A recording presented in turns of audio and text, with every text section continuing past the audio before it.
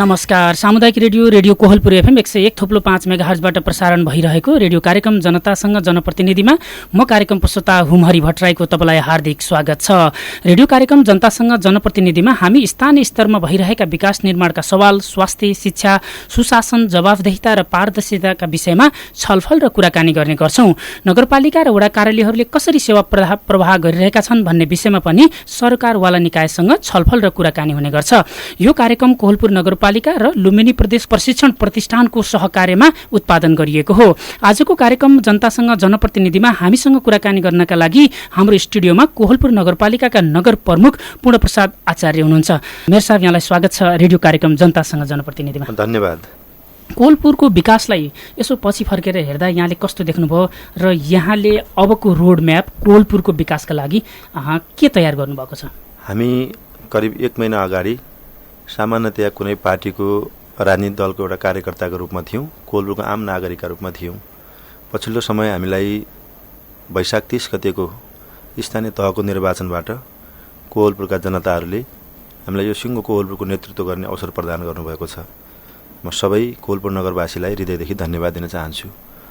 र हामी बाहिर बसेर हाम्रा औपचारिक हुने बहसहरू र हामी सिङ्गो कोहलपुरको नेतृत्व गरेर त्यो ठाउँमा बसेर गर्ने बहसहरूमा धेरै भिन्नताहरू छ। र हामीले महसुस गरेको कुरा, आम कोहलपुरवासी नागरिकहरूले महसुस गरेको कुरा, कोहलपुर साँच्चीकै कोहलपुर बन्न सक्नु पर्थ्यो, किन बन्न सकिरहेको छैन। तुलनात्मक रूपले कोहलपुरभन्दा पछि स्थापना भएका सहरहरू जुन गतिमा फड्को मार्न सके, त्यो प्रगतिको पथमा कोहलपुरले किन आफूलाई उभ्याउन सकेन, किन निरन्तर अगाडि बढाउन सकेन भन्ने यो बहसको विषय आम कोहलपुर नगरवासी नागरिकहरू र कोहलपुर नगर मात्र होइन, छिमेकी पालिका जहाँ कोहलपुरसँग प्रत्यक्ष सरकार राख्ने छिमेकी पालिकाहरूसँग पनि जोडिएको एउटा महत्त्वपूर्ण विषय हो। र कोहलपुरमा हामीले निर्वाचित आइसकेपछि विशेष गरी 2074 को स्थानीय तहको निर्वाचन र त्यस पूर्व कोहलपुरको नेतृत्व गर्ने जुन अवसर प्राप्त गर्नुभयो अघिल्ला यहाँका नेतृत्व राजनीतिक कर्मीहरूले, आम नागरिकले महसुस हुने गरी कोहलपुरका सन्दर्भमा देखिने गरी कार्यक्रमहरू अथवा पूर्वाधारहरू अथवा कोहलपुरको समग्र विकास र हितका लागि आवश्यक पूर्वाधारहरू बन्न नसकेको भन्ने कुरा आम नागरिकहरूमा छ। र अहिले हामी निर्वाचित भएर आइसकेपछि हामी अत्यन्तै महत्त्वपूर्ण घडीमा छौँ। हामीले नीति कार्यक्रम पास गरेका छौँ भर्खरै अस्ति 8 गते, र अहिले बजेट चाहिँ हामीले प्रस्तुत गरेका छौँ र बजेट पास गर्ने चरणमा छौँ। यो कोहलपुरका हरेक नागरिकहरूले बुझ्न जरुरी छ। तपाईँले विकासलाई अब कुन गतिमा लैजाने, कुन प्रक्रियामा लैजाने भन्ने कुरा गर्नुभयो। यो पटकको दुर्भाग्य भन्नुपर्छ, हामीले स्थानीय तहको निर्वाचनमा हामी जुट्यौँ र यसै वर्ष सङ्घ र प्रदेशको निर्वाचन पनि हुँदैछ। अब करिब 5-6 महिनापछि मलाई लाग्छ भित्रमा त्यो निर्वाचन पनि हुँदैछ। र केन्द्रीय नेतृत्वहरू, केन्द्रीय सरकारको नेतृत्वमा रहेका मन्त्रीहरू अथवा संसदहरू, प्रभावशाली जुन त्यहाँभित्र पनि प्रभाव राख्ने पार्टीगत दलगत प्रभाव राख्ने जो व्यक्तिहरू, संसदहरू, नेतृत्वहरू हुनुहुन्छ, उहाँहरूले यो पटक कोहलपुरलाई उपेक्षा गरेको पाइएको छ। कोहलपुरलाई केन्द्रीय स्तर र प्रदेश स्तरका ठुला योजनाहरू हामीले प्राप्त गर्न सकेनौँ। र अघिल्लो वर्षभन्दा स्थानीय सरकारको बजेट पनि केही घटेर आएको छ। हुनसक्छ आर्थिक मन्दीको कुरा होला, यावत कुराहरू होलान्, बजेट पनि घटेर आएको छ। र पनि हामीले कोहलपुरमा केही विकासका, केही पूर्वाधारका कुराहरू देखिने गरी सुरु गर्नुपर्नेछ। त्यसमा पनि अहिले कोहलपुर नगरपालिकाको दायित्व अन्तर्गत हामीले ठुलो लगानी दायित्वमै लगाउनु पर्ने अवस्था छ। जस्तो यहाँले दायित्वको कुरा गर्नुभयो, कति रहेछ हाम्रो दायित्व अन्तर्गत? करिब सुरुमा हामीले चाहिँ नि छलफल गर्दा, हिसाबहरू हेर्दै गर्दा हामीले करिब 23 करोड प्लस चाहिँ दायित्वमा हामीले लगानी गर्नुपर्ने अवस्था थियो। पछि हामीले केही पूर्वाधारहरू, केही चाहिने अनुत्पादक ठाउँमा भएका लगानीहरूलाई रोकेर त्यसलाई चाहिने एकदमै छलफल विचार विमर्शबाट तल चाहिँ दायित्वलाई घटाउने क्रममा अहिले हामीले 14 करोड प्लस दायित्व अन्तर्गत नै हामीले चाहिने हामीसँग रहेको पुँजीलाई त्यहाँ लगानी गर्नुपर्ने अवस्था छ। त्यो भएको कारणले पनि हामीले यो पटक धेरै ठुला योजनाहरू चाहिने शुभारम्भ गर्न सक्ने अवस्था छैन। र आगामी दिनमा हामीले कोहलपुरको जनअपेक्षाकृत पूर्वाधारहरू निर्माण गर्ने कुरामा, यहाँको शिक्षा, यहाँको स्वास्थ्य, यहाँको रोजगार, यहाँको पर्यटन यावत कुराहरूमा चाहिने हामी निरन्तर अगाडि बढ्नेछौँ र हामीलाई विश्वास छ हामी त्यो कुरामा सफल पनि हुनेछौँ। हजुर, अलिकति फरक विषयमा जाउँ। विशेष गरेर कोलपुर नगरपालिकाको 11औं नगरसभाले ल्याएका महत्त्वपूर्ण कार्यक्रमहरू छन् नीति निर्माणभित्र रहेका, तीलाई सम्झिँदाखेरि 1, 2, 3 गरेर बुदागत रूपमा प्राथमिकताको क्रममा हेर्दाखेरि के कार्यक्रमहरू त्यसरी पहिलो प्राथमिकतामा राखिएको अवस्था छ?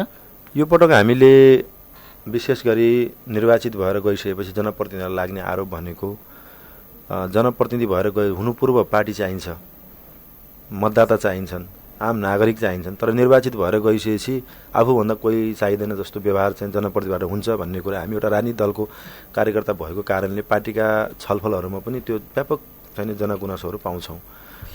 र अहिले हामीले विशेष गरी हामी निर्वाचित भएर गइसकेपछि एउटा व्यक्तिको प्रयासले मात्रै यो कोलपुर बन्न सक्दैन। मैले हिजो निर्वाचन अगाडि पनि भनेको थिएँ र अहिले पनि म त्यही कुरालाई जोड दिन्छु, किनभने बहुआयामिक व्यक्तिहरू कोलपुर क्षेत्रमा हुनुहुन्छ। उहाँहरूको विद्वता, उहाँको क्षमता, उहाँको अनुभवलाई हामीले सँगसँगै लिन सकेनौँ भने हामीले परिकल्पना गरेको कोलपुर निर्माण गर्न सक्दैनौँ। त्यसो भए कारणले हामीले यो पटक नीति कार्यक्रम तयार गर्दै गर्दा 2-3टा कुराहरू चाहिँ प्राथमिकतामा राखेका छौँ। हाम्रा प्राथमिकता त अरू पनि छन्। मूल प्राथमिकतामा हामीले सुशासनलाई राखेका छौँ। हामी जनप्रतिनिधिहरू कसरी सुशासनको तर्फ चाहिँ इमान्दारीपूर्वक अगाडि बढ्ने, हाम्रा विकास निर्माणका कामहरूलाई चाहिँ कसरी सुव्यवस्थित र पारदर्शी बनाउने, यो सुशासनको कुरा चाहिँ प्रमुख मुद्दाका रूपमा, प्रमुख नीतिका रूपमा यसलाई सुधार गर्दै जाने विषयमा राखेका छौँ। त्यसैगरी अहिले कोलपुरमा मैले अघि जोडे जस्तै अत्यन्तै ठुलो प्रभाव राख्ने विद्वत व्यक्तिहरू, क्षमतावान व्यक्तिहरू, अनुभव र सङ्घर्षका आधारमा खारिएका व्यक्तिहरू हुनुहुन्छ। उहाँहरूलाई समेटेर एउटा कोलपुर नीति आयोग अथवा विज्ञ समूह निर्माण गर्ने भन्ने हामीले नीतिमा राखेका छौँ। किनभने उहाँहरूको सुझाव, उहाँका सङ्कलित सुझावहरूबाट नै हामी अगाडि बढ्ने हो। त्यो अभ्यास अहिलेसम्म कोलपुरमा भएको छैन। हामी विज्ञ समूह, एक्सपर्ट टिम बनाएर हामी कोलपुरलाई कसरी चाहिने नीति रणनीतिक तरिकाले चाहिने समृद्ध बनाउन सक्छौँ भन्ने विषयमा एउटा विज्ञ समूह निर्माण गर्ने कुरा छ। त्यसैगरी हामीले अहिले पछिल्लो 21औं शताब्दीमा जुन प्रविधि मैत्री नगरहरू बन्नुपर्ने हो त्यसलाई प्राथमिकतामा जोड दिएका छौँ र डिजिटल कोलपुर निर्माण गर्ने कुरामा हामीले चाहिँ नीति कार्यक्रममा प्राथमिकतामा राखेका छौँ। डिजिटल कोलपुरका माध्यमबाट यहाँका सामुदायिक विद्यालयहरू, यहाँका भनौँ न सामुदायिक सेवा प्रवाह गर्ने जति पनि कार्यालयहरू छन्, कोलपुर क्षेत्रमा रहेको आम नागरिकहरूलाई चाहिँ भिलेज प्रोफाइलहरू बनाउने, उनको होइन व्यक्तिगत विवरणहरू राख्ने सबै तथ्याङ्कहरू चाहिँ प्रविधि मार्फत जोडिएर अब विज्ञान र प्रविधिलाई चाहिँ जोडेर सेवा प्रवाहलाई छिटो छरितो कसरी बनाउन सकिन्छ भनेर डिजिटल कोलपुरलाई चाहिँ हामीले अगाडि सारेका छौँ। हजुर, त्यसै गरी हाम्रो अर्को कुरा चाहिने डिजिटल कोलपुर सँगसँगै यो पटक हामीले शिक्षा चाहिँ अहिले व्यापक रूपमा आम अभिभावकहरू, आम विद्यार्थी भाइ बहिनीहरू गुणस्तरीय शिक्षा प्राप्त गर्न नसकेको कारणले अहिले कोलपुरमा पनि, कोलपुर जतिको सहरमा अहिले पनि शिक्षाको स्तर जे जति चाहिँ माथि जान सक्नु पर्थ्यो त्यो जान सकेको छैन। हामीले कोलपुरले अन्य पालिकाहरू, अन्य जिल्लाहरू, अन्य प्रदेश र सङ्घमा रहेका चाहिने विविध विद्यालयहरू, कलेजहरूसँग हाम्रा विद्यार्थीले प्रतिस्पर्धा गर्न सक्ने अवस्था देखिँदैन। यसलाई प्रतिस्पर्धी चाहिने अन्तर्राष्ट्रिय स्तरमै प्रतिस्पर्धा गर्न सक्ने क्षमतावान विद्यार्थीहरू उत्पादन गर्नका लागि हामीले शिक्षामा यो पटक चाहिने लगानी गर्नु अलिक लगानी थप्नुपर्छ भनेर करिब दोब्बर जस्तै हामीले पहिलेको शिक्षाको लगानीमा दोब्बर जस्तै अहिले शिक्षामा थप लगानी चाहिने वृद्धि गरेका छौँ। हजुर, म एकैछिन यहाँलाई रोकेँ। जस्तो योभन्दा पहिला पनि स्थानीय सरकारले कोलपुरलाई विशेष गरेर कहिले शैक्षिक हब, कहिले पर्यटन हब, विभिन्न हबहरू बनाउने भन्ने खालका कुरा थिए, तर त्यो व्यावहारिक रूपमा कार्यान्वयन भएन। यहाँ विद्यार्थी राजनीतिदेखि नै यहाँको राजनीतिक यात्रा सुरु भएको छ र यो कोलपुर क्षेत्रमा रहेका सामुदायिक विद्यालयहरूको शैक्षिक गुणस्तर एकदमै खस्किँदो अवस्थामा रहेको छ। सामुदायिक विद्यालयमा अध्ययन गर्ने बालबालिकाहरूको अब यहाँ मेयर भएर आइसकेपछि अब साँच्चीकै सामुदायिक विद्यालयको शैक्षिक गुणस्तर चाहिँ सोचे जस्तो हुन्छ अथवा सुधार हुन सक्छ भनेर आम अभिभावकहरूलाई विश्वस्त दिलाउन सक्ने आधार के छ? अब कसरी काम हुन्छ? मुख्य कुरा चाहिँ महत्त्वपूर्ण प्रश्न गर्नुभयो। म आफै पनि सामुदायिक विद्यालयमै अध्ययन गरेर म अहिले जुन ठाउँमा छु यहाँसम्म आइपुगेको व्यक्ति हुँ र मैले विद्यार्थी राजनीतिबाटै अहिले चाहिने पार्टी राजनीति हुँदै स्थानीय सरकारको नेतृत्व गरिरहेको छु र हामीले चाहेको खण्डमा हामीसँग इमान्दारिता रह्यो, हामीसँग समाजप्रतिको जवाबदेहिता हामीले महसुस गऱ्यौँ भने यो सम्भव पनि छ। थुप्रै पालिकाहरूले गएको 5 वर्षमा शिक्षाको स्तरमा, शिक्षाका विषयमा उल्लेख्य प्रगति गरेका उदाहरणहरू हाम्रै अगाडि छन्। त्यसका निम्ति हामीले त्यहाँ रहेको जनशक्तिलाई परिचालन गर्ने हो। विद्यालयसँग रहेको जनशक्ति सँगसँगै अभिभावक सँगसँगै सरकारवाला पक्ष र हामी त छँदै नै छौँ। यो सबै पक्षको समन्वयका आधारमा हामीले सामुदायिक विद्यालयको शैक्षिक स्तरलाई माथि उठाउने र यसको विकल्प पनि छैन। जम्माजम्मी कोवलपुर क्षेत्रमा 30 वटा विद्यालय मात्रै यति चाहिने ठुलो जनघनत्व भएको एक किसिमले चाहिने यति ठुलो चाहिने अब यो आधुनिक सहरका रूपमा जुन विकसित भइरहेको कोवलपुर छ, यसमा 30 वटा विद्यालयहरू भनेको धेरै ठुलो कुरा होइन। र यहाँ पढ्दै गरेका विद्यार्थीहरूलाई हामीले अहिलेको प्रविधिसँग जोडेर, अहिलेको आधुनिक पाठ्यक्रमसँग जोडेर र ती विद्यार्थीलाई पढाउनका लागि शिक्षकहरूलाई चाहिँ क्षमता अभिवृद्धि गरेर उहाँहरूलाई चाहिने विद्यालय र शिक्षक अभिभावक सँगको चाहिने लगावलाई बढाएर उत्प्रेरित गरेर हामी जान सक्यौँ भने शिक्षामा पनि हामीले सोचेको जस्तो आमूल परिवर्तन ल्याउन सक्ने आधारहरू म देख्छु। किनभने केही विद्यालयहरूले सुरु गरेको, शुभारम्भ गरेको र केहीमा राम्रो परिणामहरू पनि देखिन थालेका छन्। विगतका सरकारले सुरु गरेका केही कार्यक्रमहरू पनि राम्रा छन्। ती कुराहरूलाई चाहिँ अनुसरण गरेर अगाडि बढ्दै शिक्षामा विशेष गरी शिक्षासँग जोडिएको प्रविधि शिक्षालाई चाहिने यो विद्यार्थी मैत्री शिक्षालाई अहिलेको चाहिने जोडेर हामी अगाडि जान सक्नुपर्छ। यसमा अभिभावक, यसमा सरकारवाला पक्ष, यसमा चाहिँ स्थानीय सङ्घ संस्था, स्थानीय निकाय सबैको समन्वयकारी भूमिका निर्वाह गरेर हामी अगाडि जान सक्यौँ भने शिक्षामा परिवर्तन नहुने भन्ने म देख्दिनँ। अहिले तपाईँ सामुदायिक रेडियो कोहलपुर FM 101.5 मेगाहर्जबाट प्रसारण भइरहेको रेडियो कार्यक्रम जनतासँग जनप्रतिनिधि सुनिरहनु भएको छ र आजको कार्यक्रममा हामीसँग कोहलपुर नगरपालिकाका नगर प्रमुख पूर्णप्रसाद आचार्य हुनुहुन्छ। अलिकति म फेरि शिक्षातिर जोडिन चाहे, विशेष गरेर सामुदायिक विद्यालयभित्रै म केन्द्रित रहेँ। सामुदायिक विद्यालयका शिक्षकहरूको क्षमता वृद्धिका लागि केही कार्यक्रम छ? कार्यक्रम छ, एकदम यो पटक मनोज्ञ कार्यक्रम छ। प्रविधिसँग पनि जोड्नका लागि, प्रविधिसँग जोड्नका लागि छ, उहाँको चाहिने लेखा प्रणालीसँग जोड्नका लागि छ, प्रहरूको नेतृत्व क्षमता विकासका कुराहरू छन्। यो पटक शिक्षामा प्रशस्तै कार्यक्रम राखेका छौँ हामीले, विशेष गरी शिक्षा शाखासँगको समन्वयमा र शिक्षकका नेतृत्वहरू, विशेष गरी शिक्षक महासङ्घ कोहलपुर, विभिन्न पेशागत शिक्षक सङ्घ सङ्गठनहरू र विद्यालयको नेतृत्व गर्ने व्यवस्थापन समितिका अध्यक्षहरू लगायतको उपस्थितिमा लिएका राय सल्लाह सुझावहरूलाई हामीले यो जस्ताको त्यस्तै कार्यान्वयनको चरणमा लैजानलाई राखेका छौँ। त्यसमा कुनै योजनाहरू, कुनै उहाँहरूले दिएका सुझावहरूलाई काट्ने पक्षमा हामी थिएनौँ र काटेका पनि छैनौँ। हजुर, म शिक्षापछि अलिकति फरक विषयमा कुरा गर्न गएँ। अलिकति ठुलो प्रश्न भन्दा पनि विशेष गरेर यो सामाजिक सुरक्षा भत्ता ज्येष्ठ नागरिक, एकल महिला र अशक्तहरूको लागि वितरण हुँदै आएको छ। यो बैंकबाट वितरण गर्दाखेरि उनीहरूलाई थुप्रै खालको शास्ति भयो भनेर केही समय अगाडि पनि सामाजिक सञ्जालहरूमा केही त्यस्ता तस्बिरहरू सार्वजनिक भएका अवस्था थिए। यहाँ नगरपालिकाको प्रमुख भएपछि ज्येष्ठ नागरिकहरूले पाउँदै आएको सामाजिक सुरक्षा भत्तालाई कम्तीमा वडाबाट वितरण गर्न सकिने संयन्त्र यसपालि हुन्छ? विशेष गरी सामाजिक सुरक्षा वितरण गर्ने जति पनि कोहलपुर क्षेत्रमा रहेका निजी अथवा सरकारी वित्तीय संस्थाहरू छन्, ती सबैका प्रमुख शाखा प्रबन्धकहरूलाई हामीले बोलाएर 15वटै वडाका वडाध्यक्षहरू, प्रमुख, उपप्रमुख, कार्यपालिका सदस्य, प्रशासकीय अधिकारी, केही हाम्रा कर्मचारी साथीहरू बसेर यसलाई समस्या समाधान कसरी गर्न सक्छौँ भनेर वृहत छलफल पनि हामीले गऱ्यौँ। र त्यसमा यसका केही प्राविधिक कठिनाइहरू पनि छन्। हामीले सोचेको जस्तो तुरन्तको तुरन्तै त्यो गरि नै हाल्ने अथवा त्यो अवस्था छैन। एकछिनलाई हामी हौसिएर मिडियामा चाहिने पपुलारिटी देखाउनलाई केही कार्यक्रम गरे तापनि अन्तिममा त्यो कार्यक्रम असफल हुने भयो भने त्यसले हामीलाई पनि राम्रो गर्दैन। त्यसको कारणले यसलाई दीर्घकालीन समाधानमा कसरी अगाडि बढाउन सकिन्छ भन्ने विषयमा हामी छलफल गरेका छौँ।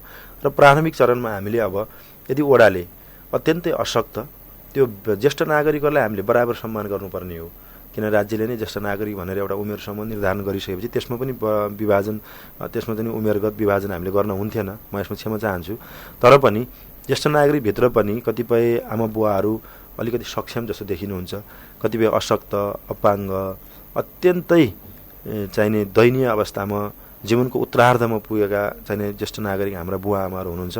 उहाँहरूको लागि वडाको सिफारिसमा अहिले तत्कालै वडाले पहिचान गरेर यो ज्येष्ठ नागरिक रहेका व्यक्तिहरू चाहिँ नि ब्याङ्कमा गएर आफ्नो चाहिने सामाजिक सुरक्षा भत्ता लिन सक्नुहुन्न भन्ने पहिचान गरेर हामीले त्यो चाहिँ सूची वित्तीय क्षेत्रसँग बुझाउन सक्यौँ। ब्याङ्क प्रबन्धकलाई चाहिँ दियौँ भने उहाँहरूले हामी तुरुन्तै त्यस्ता व्यक्तिका हामी तुरुन्तै पुग्छौँ र बिस्तारै यसलाई वडा तहसम्म कसरी लैजाने भन्ने विषयमा, किनभने ठुलो सङ्ख्यामा कतिपय वडाहरूमा ठुलो सङ्ख्यामा ज्येष्ठ नागरिकहरू हुनुहुन्छ र त्यो वित्तीय क्षेत्रले पनि आफ्नो व्यवस्थापन पनि त्यही अनुसारले गर्नुपर्ने हुन्छ।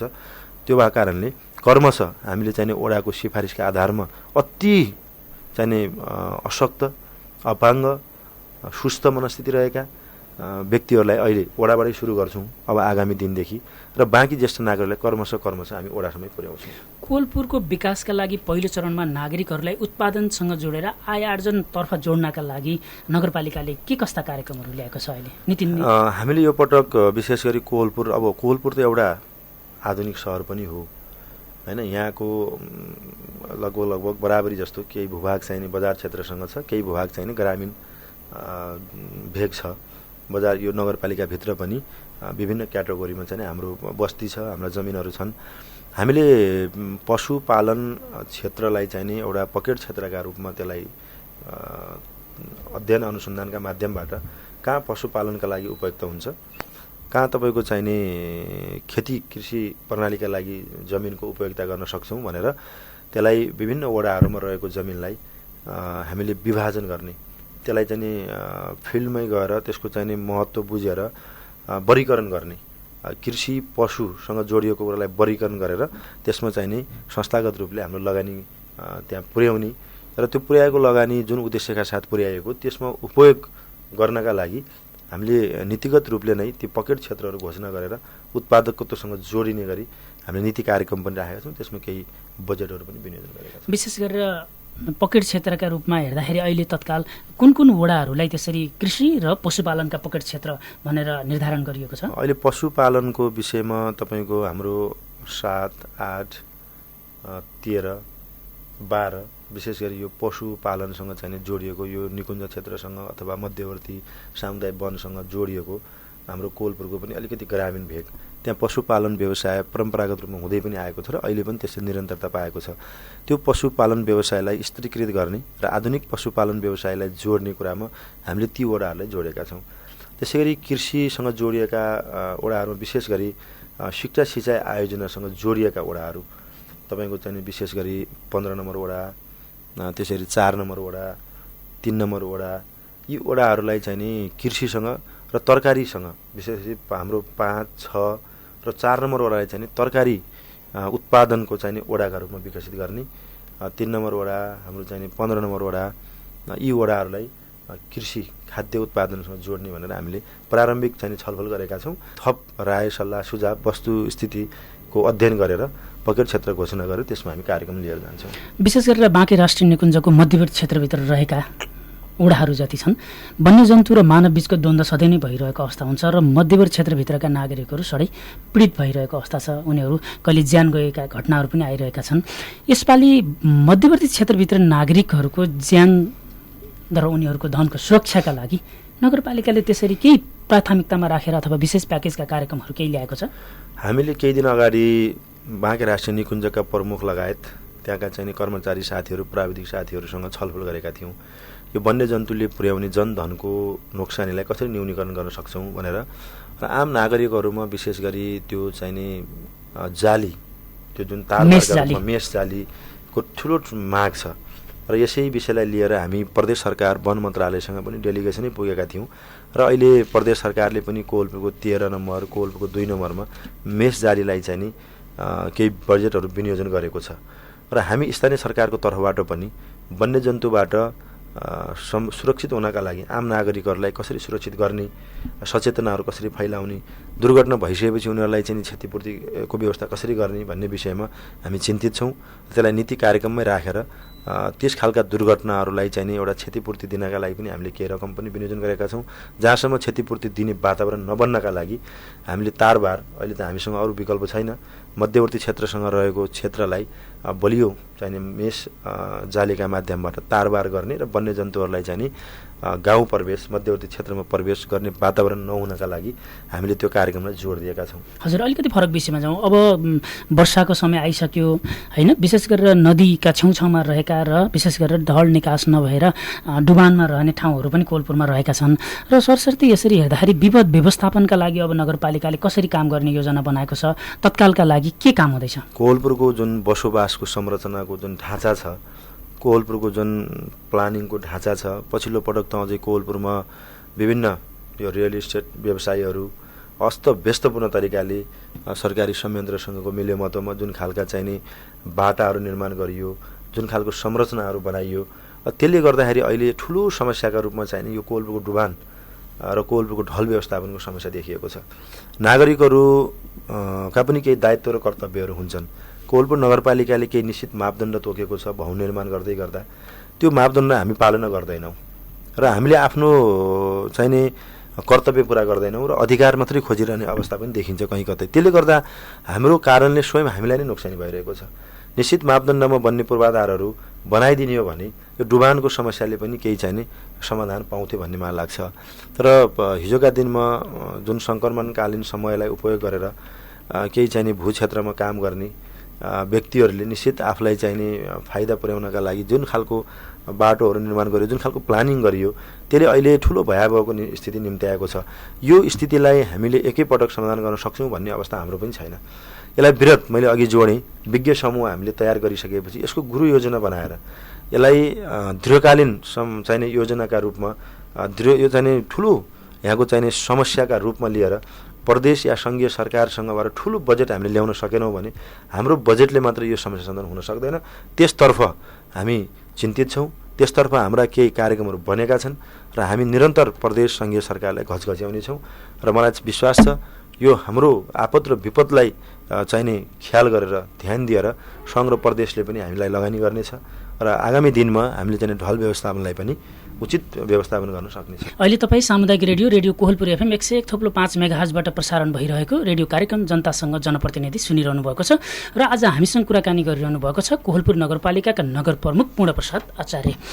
विशेष गरेर अब यो विपद परिहाल्यो अथवा बाढी आइहाल्यो, उनीहरूलाई उद्धार गर्नु पर्यो भने र उनीहरूले सूचना दिनका लागि नगरपालिकाले त्यस्तो केही टोल फ्री नम्बरहरू अथवा उनीहरूले कसलाई सूचना गर्ने पहिला के छ त्यस्तो संयन्त्र? हामीले त्यो टोल फ्री नम्बरहरू नबनाउँदैसम्म त हामी सबै जनप्रतिनिधिहरू जिम्मेवार नै हौँ। हामी निर्वाचित सबै जनप्रतिनिधिलाई आम नागरिकले सम्पर्क गर्न सक्नुहुन्छ र अहिले मात्रै हामीले हाम्रो पहिलो कार्यपालिकाको बैठकबाट यो टोल फ्री नम्बर चाहिने स्थापना गर्ने, गुनासो शाखाका रूपमा त्यसलाई अगाडि लैजाने, विपद शाखाका रूपमा त्यसलाई अगाडि लैजाने र टोल फ्री नम्बर चाहिने तत्काल जडान गर्ने भनेर हामीले यो परिपत्र टेलिकमसम्म पुगिसकेको छ र त्यो हामीले अनुमति पनि पाइसकेका छौँ। अब केही दिनमा हामी टोल फ्री नम्बर पनि कोहलपुर नगरपालिकामा जडान गर्छौँ र त्यसमा आम नागरिकहरूले आपद विपद अथवा कुनै पनि चाहिने गुनासाहरू त्यहाँ चाहिने टिपाउन सक्नुहुन्छ। हजुर, विशेष गरेर कोहलपुरलाई क्लिन र ग्रिन सिटी बनाउने पनि अभियान थियो, यो महत्त्वाकांक्षी योजना अन्तर्गत रहेको छ। यसलाई अब कसरी कार्यान्वयन हुन्छ यहाँको पालामा? कोहलपुरलाई क्लिन र ग्रिन सहर बनाउने कुरामा हाम्रो पनि अत्यन्तै उत्साह छ, जरुरी पनि छ, यसको विकल्प पनि छैन। अहिले बन्दै गरेका संरचनाहरू, अहिले बन्दै गरेका पूर्वाधारका निर्माणहरू छन्, यसलाई हामीले व्यवस्थित गर्न सकेनौँ, यहाँको फोहोर मैलालाई व्यवस्थापन गर्न सकेनौँ भने यसले धेरै ठुलो दूरगामी असर पार्ने हामीले देखिरहेका छौँ। विशेष गरी कोहलपुर बजार क्षेत्र, कोहलपुर चौरादेखि हाइस्कुलसम्मको क्षेत्र कोहलपुर नगरपालिकाको अत्यन्तै महत्त्वपूर्ण क्षेत्र हो। यो बजार क्षेत्र हो। यो क्षेत्रको व्यवसायले, यो क्षेत्रमा बसोबास गर्ने नेतृत्वहरूले, व्यक्तित्वहरूले सिङ्गो कोहलपुरलाई चाहिँ प्रभावित पार्न सक्ने, कोहलपुरलाई चाहिँ दिशा निर्देशित गर्न सक्ने, कोहलपुरको भावी भविष्यलाई चाहिँ उज्जवल बनाउन सक्ने ताकत राख्नुहुन्छ।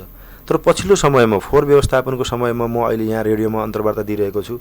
यो रेडियोभन्दा तल हामी गयौँ भने, सडकमा पुग्यौँ भने हेर्नु त फोहोरहरू म अचम्म मानिरहेको छु। जुन ठाउँका चाहिने नेतृत्वकर्ताहरू समाजको मात्र यो कोहलपुरको मात्र नेतृत्व होइन, सिङ्गो राष्ट्रकै नेतृत्व गर्न सक्छौँ भन्ने क्षमता राख्नुहुन्छ, उहाँहरूको घर अगाडि हेर्नुहोस् त फोहोरको डङ्गुर। त्यसले कसको व्यक्तित्वमा हानि गरिरहेको छ, कसलाई नोक्सान पुगिरहेको छ, त्यो समाधानै गर्न नसक्ने फोहोर होइन, ल्याएर बिच सडकमा फोहोर चाहिने कसले धेरै फाल्छ भन्ने प्रतिस्पर्धा जस्तो देख्छु म। त्यो उहाँहरूले बुझ्न जरुरी छ। कोहलपुरले विशेष गरी कोहलपुरको चौरादेखि तपाईँको चाहिँ हाइस्कुलसम्मको चाहिँ आम व्यवसायहरूले बुझ्न जरुरी छ। त्यसमा हामी सहकार्य गर्न तयार छौँ। त्यसमा हामी त्यो फोहोर व्यवस्थापनलाई चाहिँ व्यवस्थापन गर्न हामी तयार छौँ। हाम्रा संयन्त्रहरू क्रियाशील पनि छन्। तर अलिकति अनुशासनको दायरामा आम नागरिकहरू पनि आउनुपर्छ कि, यो एउटा महत्त्वपूर्ण सवाल छ। र यसपटक हामीले अघिल्लो पटक यहाँ धेरै वृक्षारोपणहरू गऱ्यौँ, बिच सडकको डिभाइडरहरूमा वृक्षारोपण गऱ्यौँ, त्यसको संरक्षण राम्रोसँग हुन सकेन। र अहिले हामीले वन मन्त्रालयसँग, लुम्बिनी प्रदेशको वन मन्त्रालयसँगको समन्वयमा कोहलपुर 8 को गोल्छादेखि पार्वतीपुर कोहलपुरको अन्तिम जुन सिमाना छ त्यहाँसम्म हामीले करिब 800 बिरुवाहरू रोप्दैछौँ। अब मलाई लाग्छ 14 गते त्यो वृक्षारोपणको कार्यक्रमको तयारी उपभोक्ता समितिले गर्दैछ र त्यो हामी नमुना वृक्षारोपण मात्र होइन त्यसलाई संरक्षण गर्ने कुरामा पनि हामी नमुना चाहिने तरिकाले त्यसलाई चाहिँ संरक्षण गर्छौँ र कोहलपुरको ग्रिन र क्लिन मुद्दालाई चाहिँ त्यसले टेवा पुर्याउँछ भन्ने मलाई लाग्छ। अब पहिला हामीले चाहिँ बजार क्षेत्रबाट ग्रामीण क्षेत्रमा सिक्दै जानु पर्थ्यो। अब बजार क्षेत्रले मलाई लाग्छ ग्रामीण क्षेत्रबाट सिक्छ जस्तो मलाई लाग्छ। हजुर एकैछिन यहाँलाई रोकेँ यही विषयमा जोडेर विशेष गरेर कोहलपुरको न्यू रोडमा ठेला व्यवसाय गर्नेहरूलाई कहिले हटाइने कहिले राख्ने कहिले नगरपालिकाको गाडी आएर उनीहरूको सामानहरू फ्याँक्ने लैजाने गरेको धेरै घटनाहरू पनि छन्। यहाँले योभन्दा अगाडि पनि देख्दै आउनुभएको छ। अब तिनीहरूको व्यवस्थापनका लागि कसरी काम हुन्छ? अहिले हामी निर्वाचित भएर आइसकेपछि ठेला व्यवसायहरूका सन्दर्भमा थप नीति थप कार्यक्रमहरू अथवा थप निर्णयहरू हामीले गरेका छैनौँ। हजुर यस पूर्व मैले हाम्रो प्रशासन पक्षलाई हाम्रो नगर प्रहरीलाई मैले निर्देशन गरेको कुरा के हो भने आजभन्दा 6 महिना अगाडि कोहलपुरमा जुन चाहिँ ठेला व्यवस्थापनको थियो त्योलाई कार्यान्वयन गर्नुहोस्। अहिले नयाँ कार्यक्रमको जरुरत छैन। आजभन्दा 6 महिना अगाडि हामीले जसरी ठेला व्यवस्थापन गर्ने भनेर निर्णय गरेका जे निर्णय थियो अघिल्लो सरकारले जे निर्णय गरेको थियो त्यसलाई चाहिँ कार्यान्वयन गर्नुहोस् भनेर मात्रै भनेको हो। र यसमा ठेला व्यवसायीहरू पनि हाम्रै कोहलपुर नगर क्षेत्रभित्रका आम नागरिकहरू हुनुहुन्छ। उहाँहरूले पनि बुझ्न जरुरी छ किनभने कोहलपुरलाई व्यवस्थित सहरका रूपमा अगाडि बढाउनका लागि दुर्घटना न्यूनीकरण गर्नका लागि फोहोर मैला व्यवस्थापन गर्नका लागि उचित स्थानमा राज्यको कानुनलाई हरेक नागरिकले मान्नुपर्छ। कानुनभन्दा माथि कोही पनि छैन। कतिपय अवस्था कानुनले नै निर्दिष्ट गरेको छ। जुन कुरा हामीले कार्यान्वयनको चरणमा सिक्दै आउने हो। हाम्रा छिमेकी पालिकाहरू जो हामीभन्दा चाहिने उत्कृष्ट पालिकाको रूपमा छन् ती पालिकामा भइरहेका विकास मोडेलहरू यस्ता चाहिने फोहोर मैला व्यवस्थापनका कुराहरू ठेला गाडाको व्यवस्थापनका कुराहरू अटो व्यवस्थापनका कुराहरूलाई पनि हामीले सिक्दै जाने हो र हामी पनि सिकाइको चरणमा छौँ र यही मुद्दाहरूलाई पनि हामीले यथोचित र उचितपूर्ण तरिकाले केही दिनमा व्यवस्थापन गर्छौँ। हिजो मात्रै ठेला चाहिने व्यवसायीहरूको तर्फबाट केही प्रतिनिधिहरू हामीसँग आउनुभएको थियो। हामीले ठेला व्यवसायीहरू एक्ज्याक्टली कोलमा कतिजना हुनुहुन्छ त्यसको तथ्याङ्क दिनुहोस् भनेका छौँ र त्यो तथ्याङ्क सही हुनुपर्छ। त्यो तथ्याङ्कका नाममा कोहलपुर नगरपालिकाले चाहिने ठेला व्यवस्थापन गर्छ भन्ने नाममा फेरि गलत मान्छेहरूको प्रवेश र दुरुपयोग भयो भने त्यसले फेरि वास्तविक ठेला व्यवसायलाई नोक्सानी हुन्छ भनेर पनि हामीले भनेका छौँ। हामी वास्तविक ठेला व्यवसायी को हुनुहुन्छ कति वर्षदेखि ठेला व्यवसाय गरिरहनु भएको छ उहाँहरूको पनि पहिचान गर्छौँ र उहाँलाई उचित व्यवस्थापन पनि गर्छौँ। कोहलपुर नगरपालिकाको विशेष गरेर न्यू रोड र साझा चोकनिर आकाशी पुल बनाउने भन्ने खालको अवधारणा पहिलादेखि पनि आएको थियो र यसपालि पनि यहाँहरूको नीति तथा कार्यक्रममा छ। साँच्चीकै यसपालि पुरा हुन्छ? यहाँका नागरिकहरू आकाशी पुलबाट सडक पार गर्न पाउने सपना पुरा हुन सक्छ? आधार के छ? यस पूर्वको स्थानीय सरकारले पनि कोहलपुरको न्यू रोड कोहलपुरको साझा चोक र कोहलपुर हाई स्कुल चोकमा आकाशी पुल निर्माण गर्ने भनेर यहाँ चाहिने डिपिआर तयार गरेको अवस्था छ। तर यसमा हामी किन चाहिने निर्माण गर्न सकेनौँ? हाम्रो नीति मात्रै बनायौँ, नीतिलाई कार्यान्वयन गर्न किन सकेनौँ? यो समीक्षाको विषय बन्ला। मैले अघि पनि तपाईँलाई जोडेँ, यस पटकको बजेटमा हामीलाई सङ्घ र प्रदेशले चाहिँ अवहेलना गर्यो। सङ्घ र प्रदेशमा आफै पनि प्रदेशको सङ्घको बजेट आउँदाखेरि हामी यहाँ चुनावको चटारोमा थियौँ र प्रदेशको बजेट आउनु पूर्व हामी पुगेकै हो। हामीले मुख्यमन्त्रीलाई भेटेकै हो। त्यहाँ भेटेर हामीले आफ्ना कार्यक्रमहरू चाहिने उहाँलाई दिएकै हो। उहाँले आश्वस्त पनि पार्नु भएको थियो तर उहाँले त्यो कार्यक्रमहरू हामीलाई दिनु भएन। नदिइसकेपछि हामीसँग जुन दायित्वका कुराहरू मैले गरेँ, हाम्रो स्थानीय सरकारको जुन क्षमता छ, जुन पुँजी परिचालन गर्नुपर्ने हाम्रो हैसियत छ, त्यो भित्र यो पटक हामीले कोहलपुर नगरपालिका भित्र रहेका आकाशी पुलहरू निर्माण गर्न सक्ने अवस्था छैन किनभने जनतालाई गलत भ्रममा राख्न हुँदैन। अहिले तपाईँ सामुदायिक रेडियो कोहलपुर एफएम 101.5 मेगाहर्जबाट प्रसारण भइरहेको रेडियो कार्यक्रम जनतासँग जनप्रतिनिधि सुनिरहनु भएको छ। आजको कार्यक्रममा हामीसँग कुराकानी गर्न कोहलपुर नगरपालिकाका नगर प्रमुख पूर्णप्रसाद आचार्य हुनुहुन्छ। हामी कार्यक्रमको लगभग अन्त्यतिर पनि आइपुगेका छौँ। विशेष गरेर यो एमबीबीएस पढ्ने विद्यार्थीहरूका लागि छात्रवृत्तिको व्यवस्थापन गर्ने भन्ने कुरा थियो, यो अलि विवादमा आएको छ र यसको चर्चा पनि अलि विवादमा आएको भन्ने सुनिन्छ। वास्तविकता के हो? कोहलपुर नगरपालिकाले दिने सेवा सुविधा सेवा प्रवाहहरू आम नागरिकको हितका लागि छन् कि छैनन् भन्ने कुरा बुझ्न जरुरी छ। यो खोजीको विषय हो भने मिडिया त्यहाँसम्म पुग्नुपर्छ। मिडियालाई हामीले के आवश्यक सहयोग गर्नुपर्छ हामी तयार छौँ र यहाँका सचेत नागरिकहरू नगरपालिकामा पुग्नुपर्छ। जुन उद्देश्यका साथ हामीले कुनै कार्यक्रम तयार गर्छौँ त्यो कार्यक्रम विषयान्तर हुन्छ र त्यसले चाहिने उद्देश्यलाई एकतिर फ्याँकेर त्यो विषयान्तर भएर अर्कै विषयमा प्रवेश गर्छ भने त्यसले हित गर्दैन। यो एमबीबीएस अध्ययन गर्ने विद्यार्थीहरूलाई छात्रवृत्ति प्रदान गर्ने कोहलपुर नगरपालिकाले एउटा चाहिँ नि प्रत्येक वर्ष कोवलपुर नगरपालिकाभित्र रहेका आम विपन्न दलित अथवा पिछडिएको वर्गको विद्यार्थीलाई एमबीबीएस पढाउनु भनेको त्यो अत्यन्तै राम्रो उद्देश्य हो। तर पहिलो पटक नै हामीले एमबीबीएसको छात्रवृत्ति प्रदान गर्दै गर्दा हामीले कसलाई गऱ्यौँ म अहिले नाम लिन चाहन्न, किनभने सबैको चाहिँ प्रतिष्ठा छ होइन, मानमर्दन हुने गरी म यहाँ बोल्न चाहन्न। त्यो खोजीको विषय बनाउनु पर्यो, कसले लिनुभयो, कुन आधारमा लिनुभयो, त्यो उपयुक्त थियो कि थिएन। तर मैले चाहिँ सूक्ष्म तरिकाले बुझ्दै गर्दा जुन डकुमेन्टहरू तयार गरेर त्यो छात्रवृत्ति लिएको छ त्यो चाहिँ अत्यन्तै गलत छ। त्यो जुन क्षेत्रका लागि हामीले चाहिँ त्यो कार्यक्रम लिएर आएका थियौँ त्यो क्षेत्र वञ्चित गरेर जुन सम्पन्नशाली विपन्नका नाममा, गरिबका नाममा सम्पन्नशाली व्यक्तिहरूले चाहिँ त्यो लिने जुन दुस्साहस गर्नुभयो त्यो चाहिँ राम्रो होइन। त्यसले समाजको हित पनि गर्दैन र स्वयं त्यो चाहिँ छात्रवृत्ति लिने चाहिँ परिवारलाई चाहिँ समाजले हेर्ने दृष्टिकोणमा पनि अबका दिनमा फरक हुन्छ।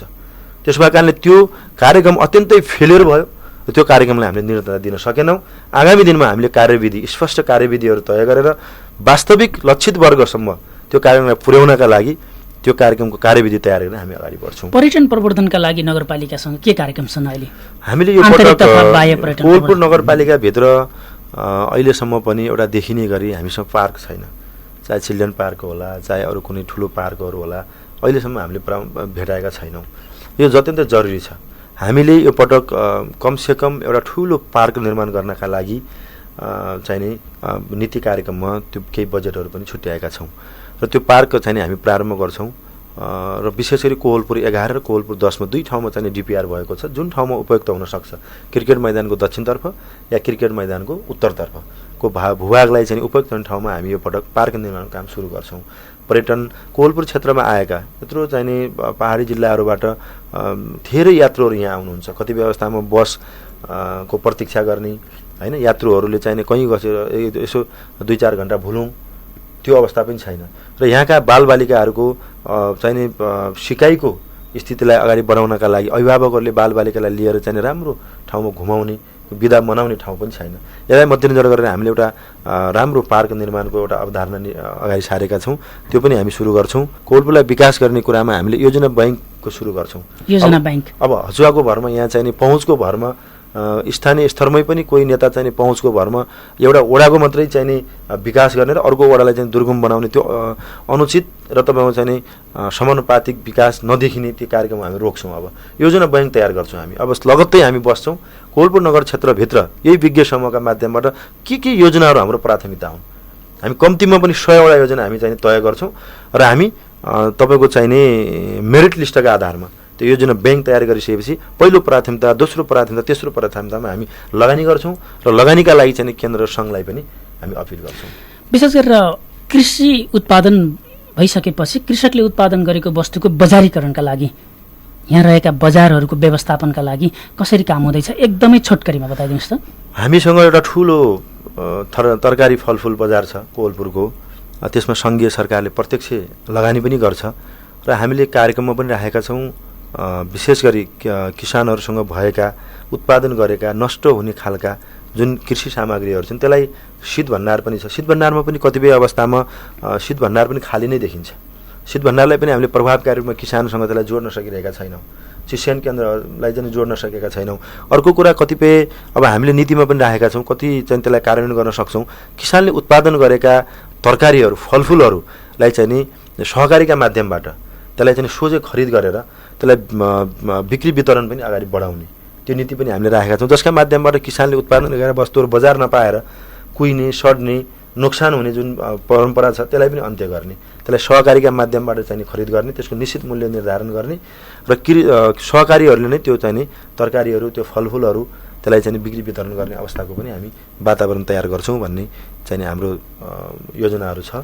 विशेष गरेर अब म निर्वाचित जनप्रतिनिधितिरकै कुरा गर्न खोजेँ। विशेष गरेर अहिले नयाँ फ्रेस जनप्रतिनिधि आउनुभएको छ।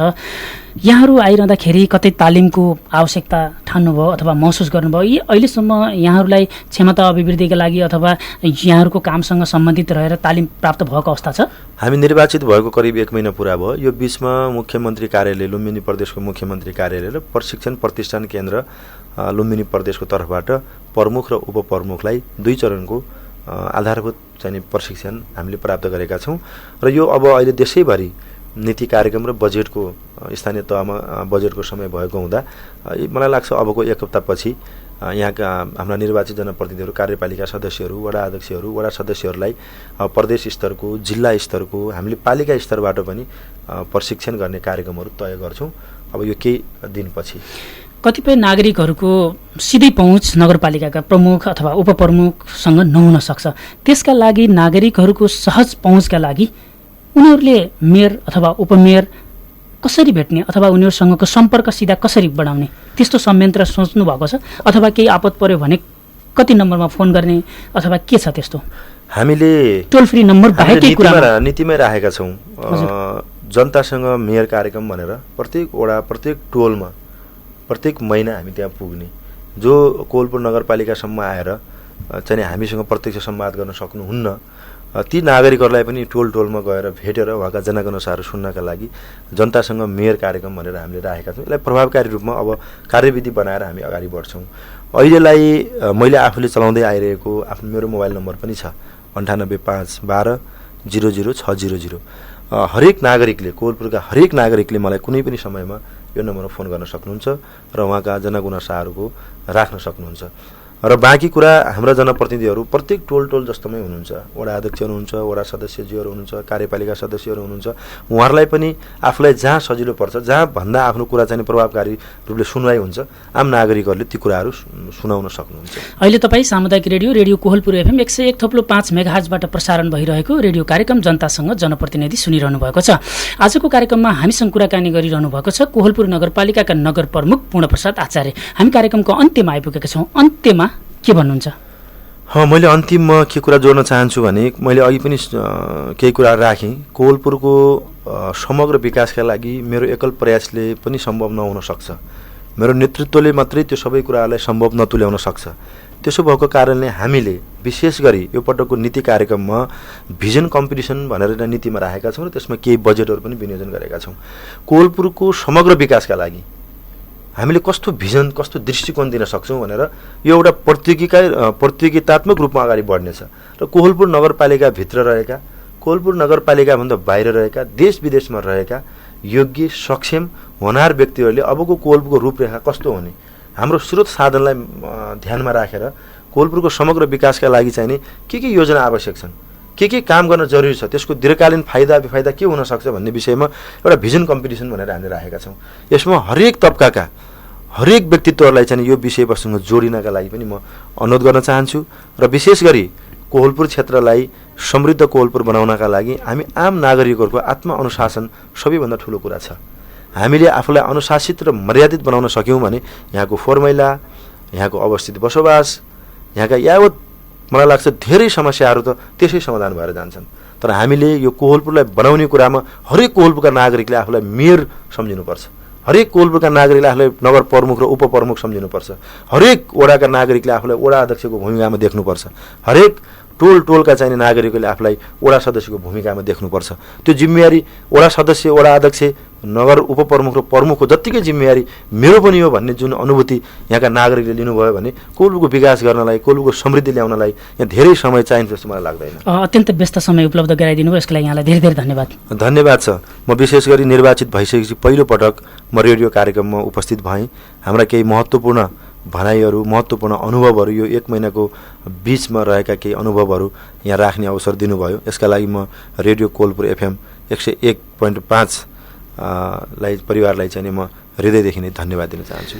धन्यवाद। आजको कार्यक्रममा हामी कोहलपुर नगरपालिकाको विकास निर्माणमा ल्याएको नीति तथा कार्यक्रम के छ र कोहलपुर नगरपालिकाको विकासका लागि कस्ता खालका रणनीतिहरू र रोडम्याप तयार भएका छन् भन्ने विषयमा केन्द्रित रहेर कोहलपुर नगरपालिकाका नगर प्रमुख पूर्णप्रसाद आचार्यसँग कुराकानी गरेका थियौँ। यसै कुराकानी सँगसँगै आजको कार्यक्रमको निर्धारित समय यही सकिन्छ। कार्यक्रम सम्बन्धी कुनै सल्लाह, सुझाव र प्रतिक्रिया भए तपाईँले हामीलाई पत्रचार गर्न सक्नुहुन्छ, जसका लागि हाम्रो ठेगाना हो radio Kohalpur FM 101.5 megahertz Kohalpur Banke. प्रविधिमा सहयोग गर्ने प्राविधिक मित्रलाई विशेष धन्यवाद दिँदै म कार्यक्रम प्रस्तोता हुमहरि भट्टराई बिदा हुन्छु। रेडियो कोहलपुर FM सुन्दै गर्नुहोस्। नमस्कार।